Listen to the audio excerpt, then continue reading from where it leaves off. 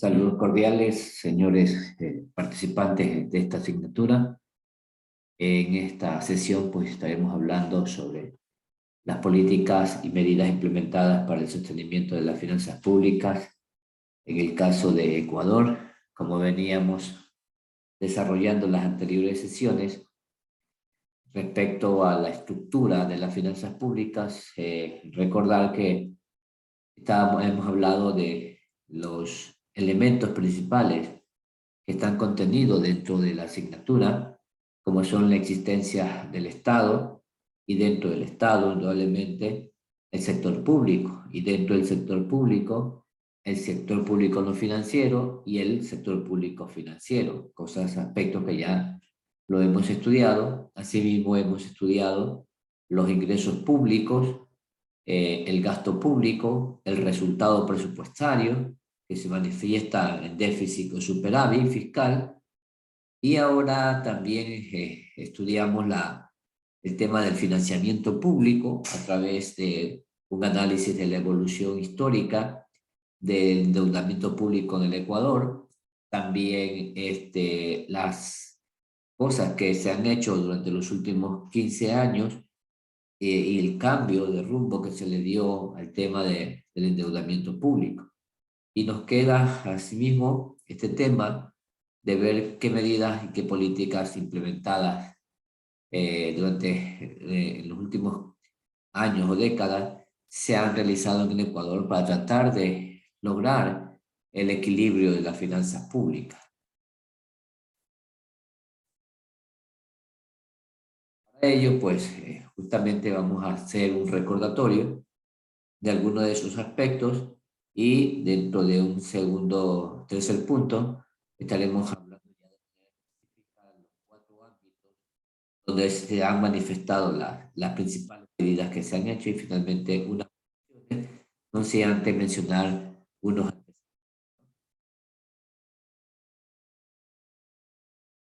En cuanto a los antecedentes,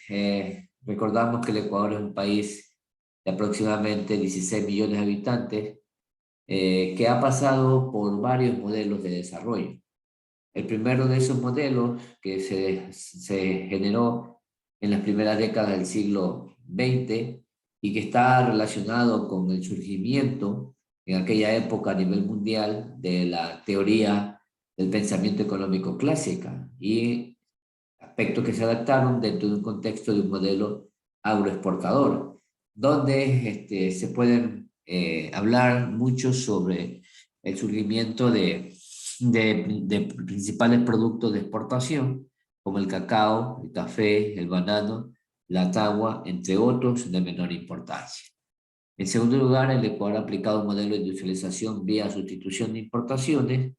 que fue promulgado durante la década del 50 hasta mediados de los años 80 por parte de quienes defendían la teoría cepalina o estructuralista, generada a partir del pensamiento de Raúl Prebisch en el seno de la Comisión Económica para América Latina y el Caribe. Posteriormente, con el decaimiento del modelo de industrialización y el surgimiento a nivel mundial del modelo neoliberal, que reemplazó al modelo keynesiano en los años 90 hasta el 2006 aproximadamente, el Ecuador experimentó la práctica de este tipo de teorías, no en su totalidad ni en una gran magnitud, pero sí se aplicaron algunas recetas dentro del contexto del consenso de Washington, que era una de las ramas por medio del cual se aplicaba el neoliberalismo, sobre todo en países de América Latina. En esos años 90, recordamos que el Ecuador entró en una profunda crisis al finalizar la década, llegando a la nueva década y al nuevo siglo con un esquema de dolarización implementado el 9 de enero del año 2000. Entonces, dentro de ese modelo que estaba basado en medidas neoliberales. Y por último, en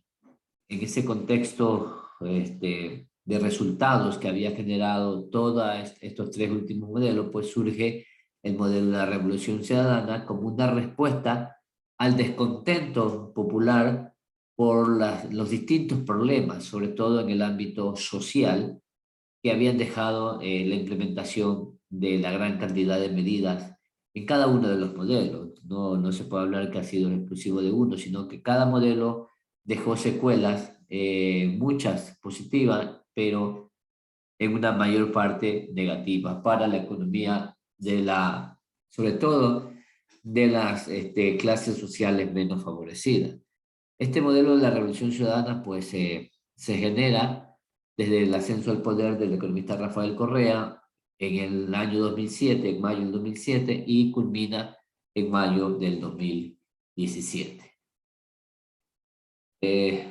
Como en segundo punto teníamos la evolución de los ingresos y gastos del sector público no financiero. Esto ya un poco lo hemos revisado en las anteriores sesiones. Lo que quiero aquí es indicar que si hacemos el gráfico donde constan los ingresos, que es la línea negra con los puntitos negros, y la línea sólida son los gastos de color rojo del sector público no financiero, vemos claramente el crecimiento que ha tenido tanto los ingresos como los gastos, pero en los últimos años, hasta el 2016, según lo muestran estos datos, pues se evidencia claramente una brecha entre los ingresos y los gastos, donde los gastos son superiores, que también en estos círculos pues evidenciamos las tres grandes periodos de crisis que pasó la economía ecuatoriana en todo este espacio temporal, que es la del 98-99, la del 2008 y la del 2015-16, donde se incluye el tema de los efectos del terremoto. En ese sentido, si hablamos del último modelo que estábamos comentando, pues en el 2007 el Ecuador tenía un PIB de 51.000 millones de dólares, en el 2016 ese PIB casi se había duplicado y llegando a ser 97.000 millones de dólares. Por su parte, los ingresos del sector público no financiero también tuvieron esa línea de tendencia, ese crecimiento, pasando de 13.000 millones de dólares a un poco más de 30.000 millones de dólares, con una tasa de crecimiento media anual del 9,3%. El gasto en el 2007 era inferior a los ingresos, por lo tanto había un cierto déficit, superávit fiscal, no así en el 2016, donde ya se evidencia que los ingresos son inferiores a los gastos y llegando a un monto de 37.000 millones de dólares, es decir, dejando un poquito más de 7.000 millones de dólares como déficit fiscal. Sin embargo, a pesar de toda esta circunstancia, este ritmo de crecimiento fue muy alto y la variación media anual se sitúa en el 13,2%, superior a a la tasa media anual de los ingresos. Y la representación frente al PIB, pues en cuanto a los ingresos, en el 2007 representaban el 26% del PIB, en el 2016 el 31%, a diferencia del gasto que en el 2007 significaba el 24,1%, y miren, en el 2017 los gastos se subieron su relación frente al PIB a 38,5%. Entonces, en ese sentido, pues, esta es una breve síntesis de lo que ya hemos analizado anteriormente, pero que nos deja una pauta para poder ver lo que ocurre en cuanto al resultado presupuestario, donde prácticamente la economía ecuatoriana ha vivido en constante déficit, a excepción del periodo de estabilidad que fue generado por la dolarización en los 7 primeros años de la primera década del siglo XXI. Posterior a ello, a partir del 2009, se evidencia un continuo déficit fiscal que cada día se fue haciendo mucho más amplio, llegando al 2016 a un déficit fiscal del 7,5%. Mucha gente critica esto. la pregunta ¿es posible que una economía pueda vivir con constante déficit? Pues bien, en la época en la que hemos vivido, la economía ha tenido sus altibajos, pero el detalle está en pensar si ese déficit fiscal, es decir, el dinero que se gastó, pero que no se cubrió, eh, estaría invertido en obra pública o simplemente en gasto corriente. Entonces, en ese sentido, pues habría que analizar esa posición. Si es a partir de inversión, pues la economía está en pleno funcionamiento. Es decir, habría una inyección muy fuerte de obra pública, indudablemente las actividades colaterales se podrían dinamizar. Esto sucedió hasta el año 2014, cuando teníamos el boom petrolero que se inició en 2011-2012 aproximadamente, y el Ecuador se había convertido en el sueño ecuatoriano. Los resultados están allí, las finanzas públicas del Ecuador han sido manejadas de esta manera. Estos son los resultados económicos del manejo de las finanzas públicas en nuestro país, y es la evidencia de que, si bien es cierto, han crecido. La interrogante aquí es preguntarnos qué tan bueno ha sido ese comportamiento,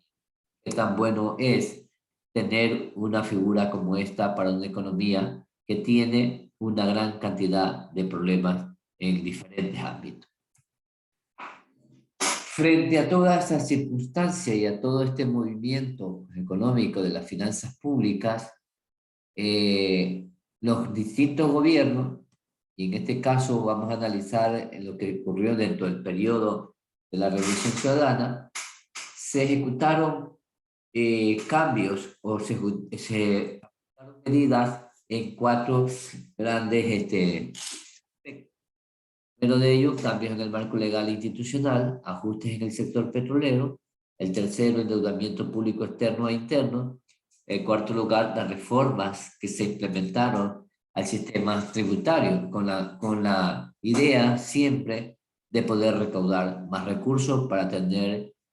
mayores posibilidades de elevar el gasto público, porque era la orientación del modelo económico que se estaba implementando, siempre lo digo. La idea era de que el Estado se convierta en el dinamizador de la economía, y la principal vía para que eso ocurriera era el gasto público, y dentro del gasto público el gasto de inversión. Mientras más inversión hubiera, mayor dinamismo iba a haber en la economía, y lo mismo por el lado del gasto corriente. Mientras más empleados públicos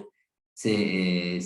ingresaran al Estado y hubiera aumento de sueldo, pues más capacidad adquisitiva iban a tener los casi 600.000 personas que trabajan en el sector público, y iban a incrementar su demanda y por lo tanto iban a incrementar el consumo, cosa que en realidad sucedió hasta que vino la época de la crisis fiscal por producto del precio del petróleo, que hizo que cayeran estos dos rubros, como ya nosotros también lo hemos visto cuando se analizó el tema del gasto público.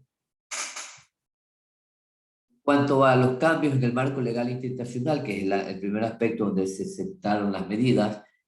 una de las primeras cosas que hizo el presidente Rafael Correa fue convocar a una asamblea constituyente y obtener una nueva constitución, la misma que se denomina la Constitución de 2008. Dentro de esto se da mayor importancia a las finanzas públicas, a la creación de impuestos y al endeudamiento público. Referencias dentro de esto estarían los artículos 286 y 301. En la última década, entre el 15 de enero del 2007 y enero del 2017, la Asamblea Nacional aprobó 215 leyes y creó 10 códigos. En este ámbito se aprobaron cuerpos legales que generaron reformas estructurales tanto en lo económico como en el ámbito fiscal, siendo las dos principales leyes que tienen que ver muchísimo con las finanzas públicas es el Código Orgánico de Planificación y Finanzas Públicas, dentro de lo que establece una serie de normativas para el funcionamiento de las finanzas públicas, y dentro de esto se crea el Sistema Nacional de Finanzas Públicas. La otra es la Ley Orgánica del Sistema Nacional de Contratación Pública, que es una ley que, que genera todo el esquema de cómo se debe, o toda la normativa para hacer contratación pública, es decir, cómo las instituciones que pertenecen al Estado tienen que hacer los procesos de la manera más adecuada, conforme a la ley, para poder alcanzar resultados que permitan tener un seguimiento y permitan, como dice la misma ley, que se haga un uso óptimo de los recursos. Que se haga esto o no se haga, pues ya es tema de otro análisis, pero esta es una ley que facilita ese tipo de cosas. Luego existe una serie de leyes que tienen que ver de manera exclusiva con el régimen interno de tributación, por ejemplo, con la redistribución de los ingresos para el gasto social, la ley orgánica reformatoria del Código Orgánico de Organización Territorial y Autonomía y Descentralización, que marca la pauta de la relación que tiene el gobierno central con los organismos seccionales en cuanto a la parte de sus finanzas, y así sucesivamente una serie de leyes, como por ejemplo la Ley Orgánica para el Equilibrio de las Finanzas Públicas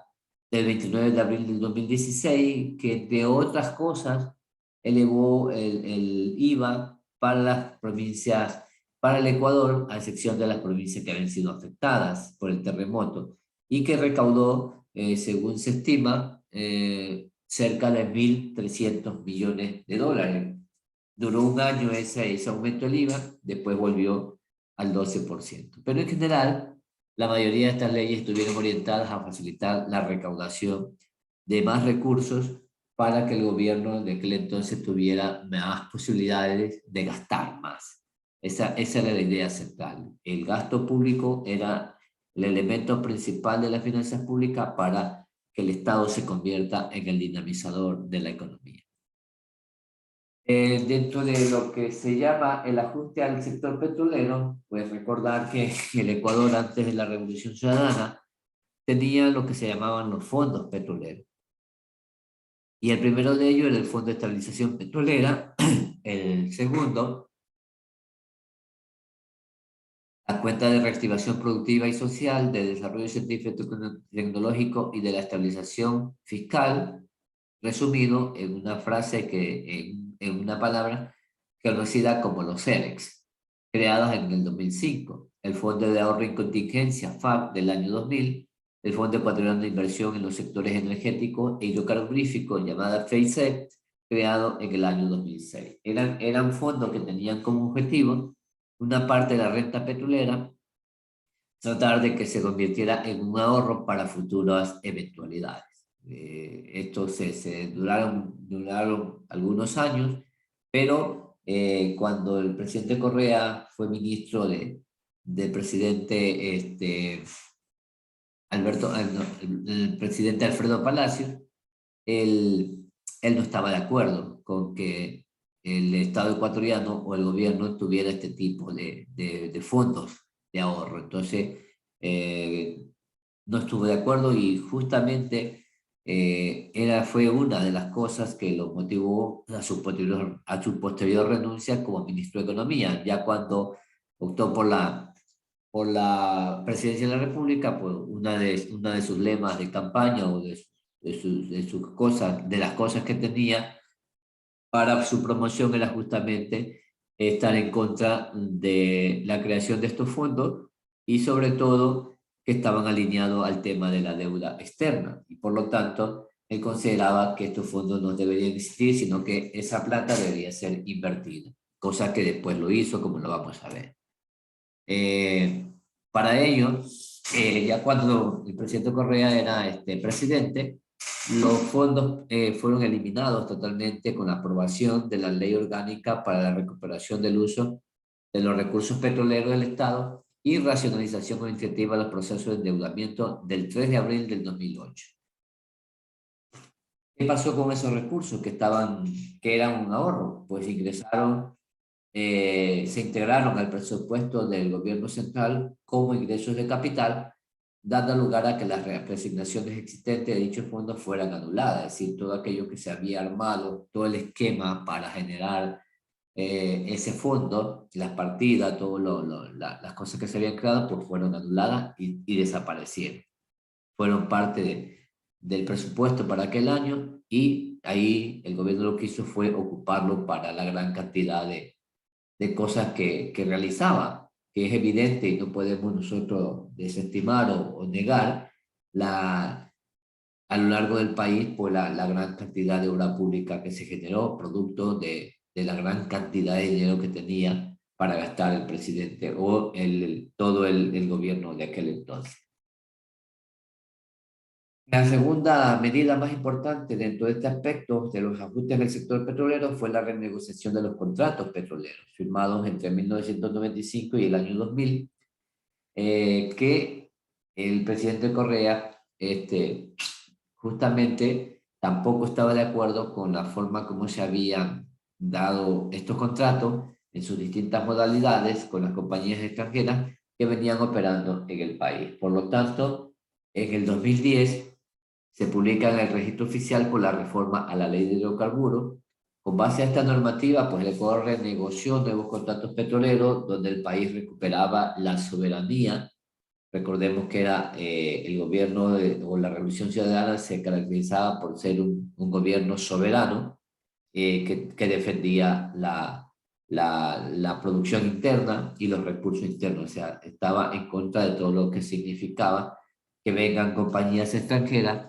a aprovecharse, entre comillas, de los recursos de ecuatorianos, ¿no? Por ese sentido, entonces, se hace esta nuevas modalidades de contratación donde el país vuelve a ser el 100% propietario del petróleo y recibe el 80% de la renta petrolera. Esto causó algunas controversias, de hecho que hace poco el Ecuador pagó un poco $1.000 millones a dos compañías que estuvieron en estos conflictos por justamente esa renovación o cambio de contratos petroleros.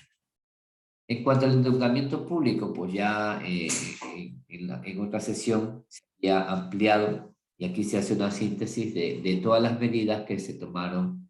en relación a este aspecto dentro de lo que fue el endeudamiento externo.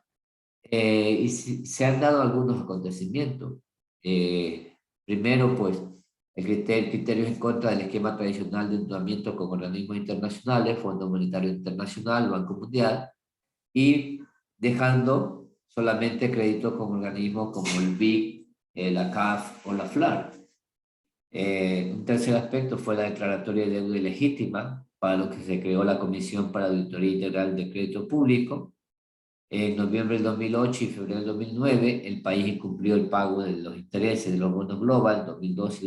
y 2030 y declaró el default y la moratoria. Posteriormente, pues se logra retirar del mercado el 91% del valor total de los bonos Global, equivalente a casi $3.000 millones, lo que significó un ahorro para el país y que la deuda externa de $13.000 millones pues bajara a un poquito más de $10.000 millones en diciembre del 2009. Entonces, estas fueron medidas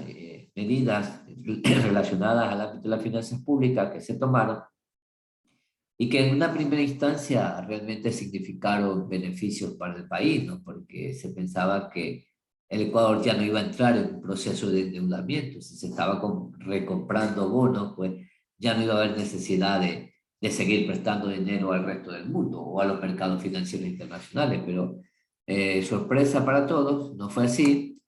Y el país utiliza otras vías de financiamiento, entre ellas los acuerdos con los principales países desarrollados, entre ellos Estados Unidos, Reino Unido, Francia, España, Italia, pero sin duda alguna, como muestran las estadísticas, la República Popular de China se convirtió en el principal proveedor de recursos para el Ecuador. Para ello se utilizó el esquema o el mecanismo de las ventas anticipadas de petróleo con China y Tailandia, y producto de la crisis del 2014-2016, pues el Ecuador se vio obligado, a pesar de que esta medida no estaba dentro del del esquema del modelo económico, se vio obligado a salir nuevamente a los mercados financieros internacionales, del cual se había retirado producto de ese rediseño de orientación del endeudamiento público, y vuelve a los mercados financieros internacionales en busca de dinero entre el 2014 y 2016. En general, se ha dado un aumento significativo de la deuda pública ecuatoriana, que ha estado cercano, perdón, al 40% del Producto Interno Bruto, que es el tope permitido en el marco legal ecuatoriano. En ese sentido, ya los gráficos también ya lo hemos visto. En este se presenta o se puede observar claramente que a diciembre del 2016, pues el BIC y la CAF eran los dos organismos que más dinero le prestaban al Ecuador. En cuanto a país, se convertía en el principal proveedor de recursos, en una cantidad muy considerable en relación a las demás naciones, y ese endeudamiento de la República China fue un proceso paulatino que empezó en el 2009, luego en el 2010 empezó a subir hasta llegar al 2016, nivel que ustedes pueden apreciar en la gráfica. Tenemos también el mecanismo del coeficiente de deuda PIB, tanto de la deuda externa, de la deuda interna y el total de la deuda. Esto en cuanto al nivel de deuda que se manejaba. Aquí tenemos lo que también habíamos indicado, otra de las medidas que se tomó en relación al ámbito del financiamiento público, que tiene que ver con las finanzas públicas, fue el cambio de mecanismo para considerar el volumen del endeudamiento, pasando de una deuda interna agregada, que llegó a un tope de 12.000 millones de dólares, a una deuda interna consolidada que llegaba a los 1.000 millones de dólares. Esto en cuanto a la deuda interna. El cuarto punto, el cuarto aspecto o la cuarta vía de medidas económicas relacionadas a las finanzas públicas, pues tiene que ver con las reformas dentro del sistema tributario fiscal del Ecuador. En esta línea se han facilitado algunos instrumentos como la creación, ampliación, reformas en los distintos impuestos que existen en Ecuador, tanto como el IVA, el ICE, el impuesto a la renta, los aranceles, el impuesto a la salida de divisas. Un ejemplo de ello es los constantes cambios que se daban en el impuesto a la renta, por ejemplo, en el tema de los aranceles también, con las salvaguardas que se le aplicó a Colombia. Un segundo aspecto fue la modernización del sistema de recaudación de impuestos a través del sistema de rentas internas, una institución que había sido creada en 1997, pero que poco a poco fue cobrando más importancia dado el éxito que empezó a tener en la recaudación tributaria, que llevó a que las recaudaciones por impuestos en el Ecuador se aumentaran de una manera también muy exponencial. También se empezó a recaudar dinero y se tomó una medida como eliminar las exenciones a determinados productos y sectores que hasta el momento en que se tomaron las medidas, pues no pagaban impuestos. Entonces, a partir de que se quitó esa exención, que significa que hay productos en el mercado ecuatoriano que no están grabados con el impuesto al valor agregado, por ejemplo. Entonces, esos productos cambió y llegó un momento dado en que tenían que pagar. Se ha atacado la evasión tributaria, por otro lado, una gran cantidad de medidas, y se han modificado los porcentajes de impuesto a la renta, tanto para personas naturales como para las sociedades. Todos los gobiernos han hecho o han utilizado este tipo de instrumentos, pero dentro del esquema de la reelección ciudadana se hicieron de una forma mucho más seguida. Según se estima, cerca de 15 reformas tributarias se hicieron en esos 10 años. En general, ha existido un incremento significativo de las recaudaciones por tributo que han superado a los ingresos petroleros, como se puede apreciar en esta gráfica. Los ingresos petroleros está la línea negra con los puntos negros, los ingresos no petroleros es la línea verde, y los ingresos tributarios es la línea roja, que claramente se puede evidenciar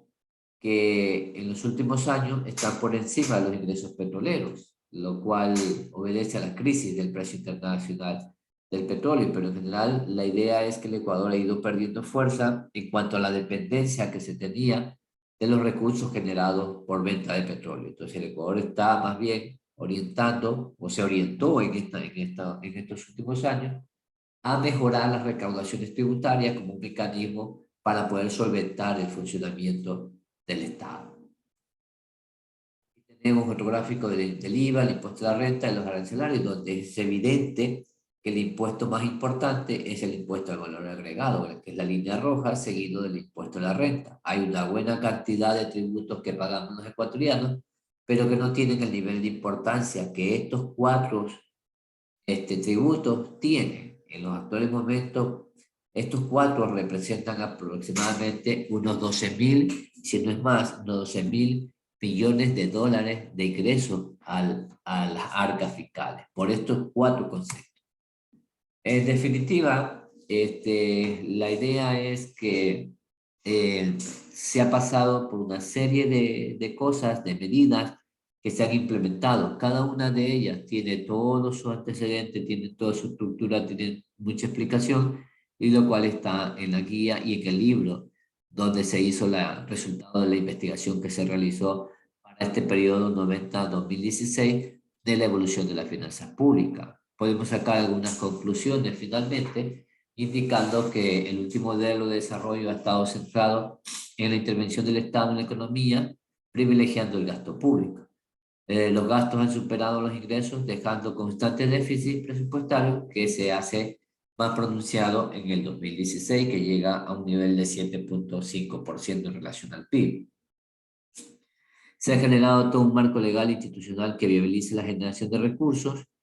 Los periodos de crisis internacional, así como de crisis en el mercado petrolero, han tenido impactos negativos en las finanzas públicas y en el conjunto de la economía. La vía más utilizada por el gobierno para generar recursos han sido el endeudamiento externo e interno y las recaudaciones tributarias, que se han incrementado de una manera significativa. Muchísimas gracias por vuestra